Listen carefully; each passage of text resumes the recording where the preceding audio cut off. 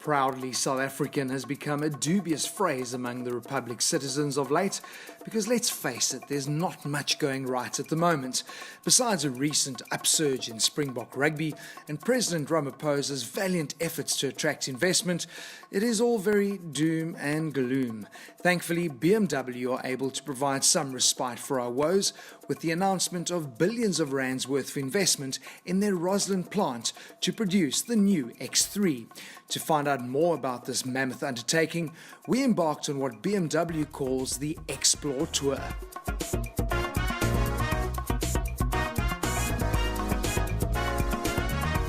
So the BMW X3 Xplore Tour is really just to just highlight obviously the BMW X3 as a locally built car. As you know, since April this year, the BMW X3 has been built at Plant Roslyn. So we thought, from the launch last year, we kept telling you guys that, we're busy, upgrading the plant and so forth. So now it was finally the time to show you all those upgrades, to show you, all the robots, in place, building the BMW X3 for customers and so forth. And of course, taking you on a journey, a road trip to really, in Roslyn built cars, to really again see for yourself that the quality of a BMW built in South Africa or anywhere in the world is indeed still the same. This three-day adventure saw us traverse some of South Africa's beautiful roads, allowing us to bask in the scenery and reignite our dwindling patriotism. More on that a little later, but the first order of business was to head off to BMW's Lifestyle Park, which will open officially in November this year. Here we were given the opportunity to test the X3 in what will be unfamiliar territory for most owners, off-roading.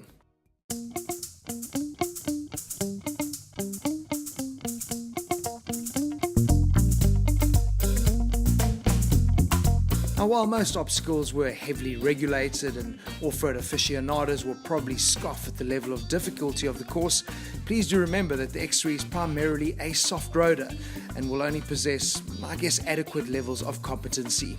Nonetheless, the locally built X3 performed admirably around the course, tackling each obstacle with aplomb and showing very little signs of rattle in the cosseting cabin. That is a tick in the build quality box. After everyone had completed the course, we were quickly rounded up and sent on our way to arguably the main attraction of the tour, Plant Roslyn.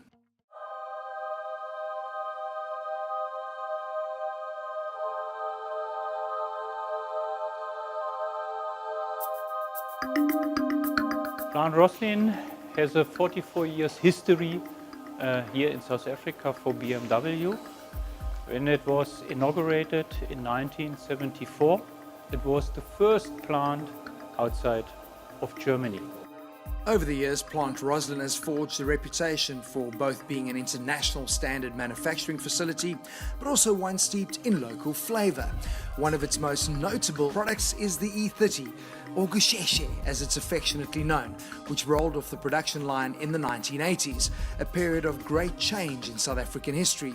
Well, now the winds of change have swept Plant Roslyn, and for production to enter into X territory, a number of changes had to be made.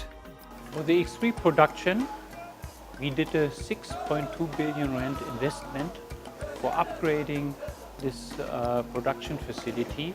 We built up a complete new state-of-the-art body shop with nearly 300 brand new robots. We introduced the new paint technology, which is much more environmental friendly than the technologies before. And we also upgraded our assembly line, especially also for more ergonomics for our operators in the workstations. We also implemented a complete new logistics IT system to cope with the challenges of a global supply chain where we get parts all over the world.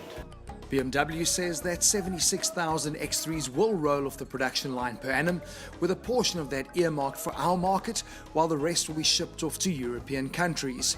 Of course, a plant as sophisticated as Roslyn can't ignore the environment. In order for BMW South Africa to achieve the mandated 100% renewable energy targets that BMW Global wish to achieve by the year 2020, the local arm has teamed up with Bio2Watt, a biogas company that provides alternative sources of energy. The future, however, doesn't smell as bright as it looks. Booyala mama eh, booyala mama eh.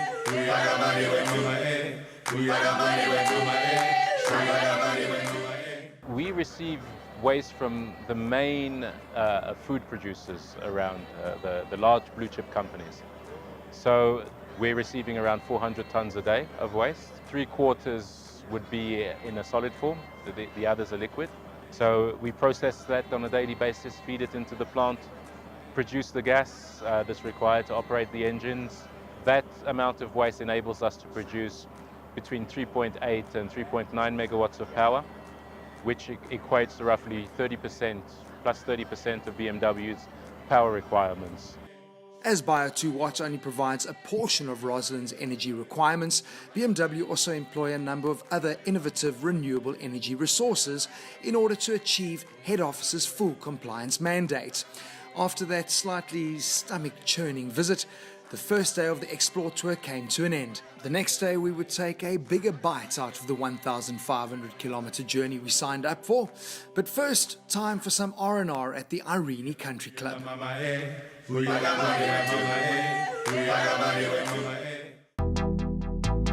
The next morning we hit the road at the first peep of the day and headed for the breathtaking province of Mpumalanga. The initial leg of the journey consisted mainly of monotonous dual carriageway driving, but this is likely to be the natural stomping ground for most X3s. And without breaking much of a sweat, we reached our first refreshment stop. Here we were able to catch up with some of the journalists and get their impressions of the trip thus far. We are in the 3-litre I. I'm passenger in the 3-litre I. And it's quick, it's really potent. It's quite a peaky engine, so the power's quite high on top. So for these long trips, it's good. Well, the highlights for me was definitely seeing the robots at the factory. To see them working like that, and there were so many. And just getting a behind-the-scenes look at how the BMWs made the paint shop. It was nice to be able to go behind the scenes to a place where I know that I probably will never go to again. As we ventured deeper into the heartland of Mpumalanga, the roads began to meander and the views elevated to jaw-dropping beauty. So we pulled over to marvel at nature's splendor. This gave us an opportunity to reflect on the X3 too. Along the motorway, the supple suspension soaks up the undulations with ease. The cabin is well insulated and fuel efficiency is more than a match for its rivals. Up the snaking hills, the X3's sure-footedness encourages you to push that little bit harder, and while you shouldn't expect M-car thrills, the X3 possesses a dual-purpose nature that should appeal to luxury SUV shoppers and enthusiastic drivers alike.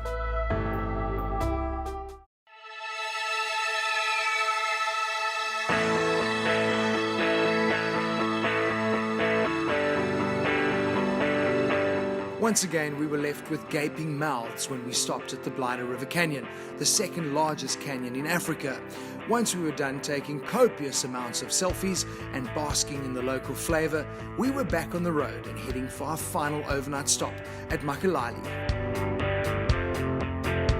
That evening, while settling down for our final dinner, we were treated to some theatrics, a fitting end to a journey that achieved all it set out to do.